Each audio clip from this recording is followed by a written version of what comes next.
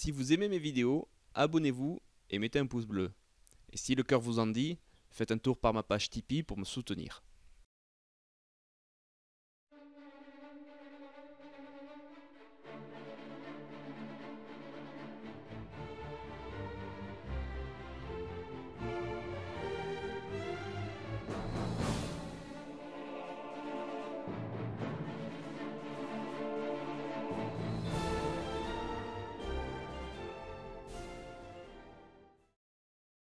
Bonjour à tous et bienvenue pour ce nouvel épisode du Point Pratique.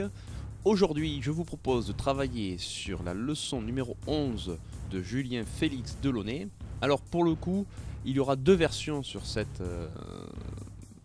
leçon parce qu'il y a un flou au niveau de la description et donc du coup, on peut avoir deux versions totalement possibles à faire sur ce travail. Il y aura donc la première version à gauche de l'écran et la deuxième version à droite.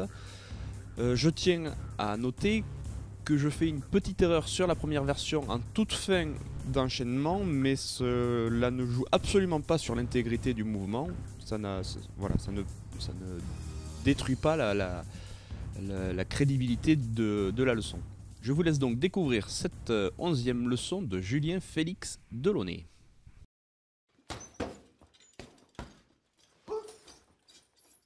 Onzième leçon en 8 temps. Premier et deuxième temps, étant en parade, coup de poing de masse. Troisième temps, rompre. Quatrième temps, coup de poing de revers en faisant face en arrière. Petite explication sur la première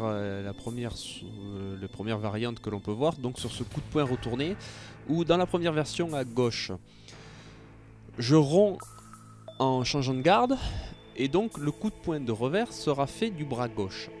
Mais je me suis dit qu'on pouvait aussi rompre légèrement sans changer de garde en me retournant, et cette fois je donnais un coup de poing de revers du bras droit.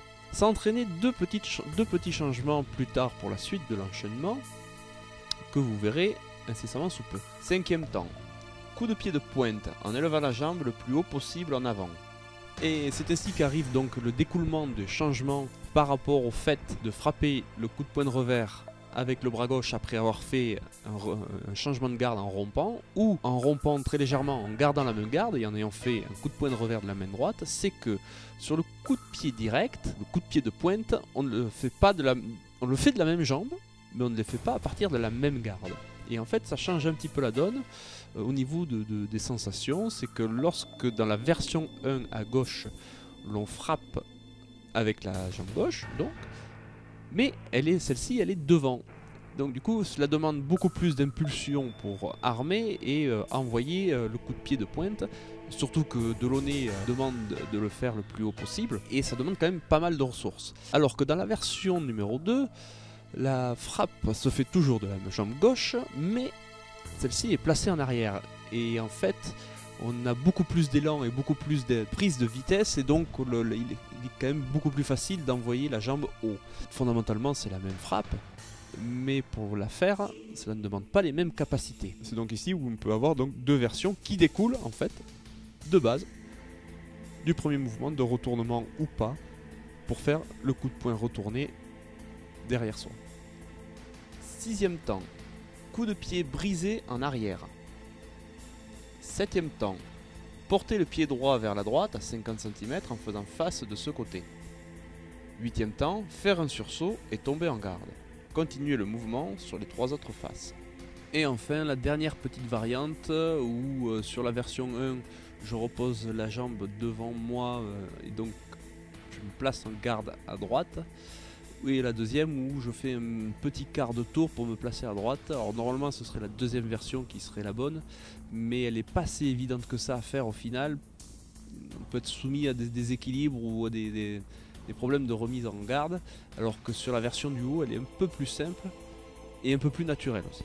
Mais après en soi, comme je l'avais dit dans l'introduction, ça n'apporte pas de grands problèmes, je veux dire, au niveau de l'enchaînement, puisqu'on change de face quand même, et on peut donc travailler sur les quatre faces.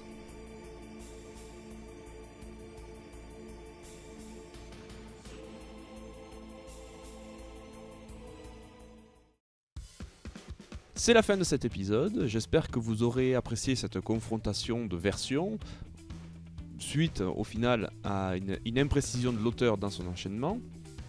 N'hésitez pas à poster votre avis ou vos idées dans les commentaires. Maintenant, vous pouvez vous entraîner à la 11e leçon de Julien Félix Delaunay. Entraînez-vous bien, amusez-vous bien et à la prochaine!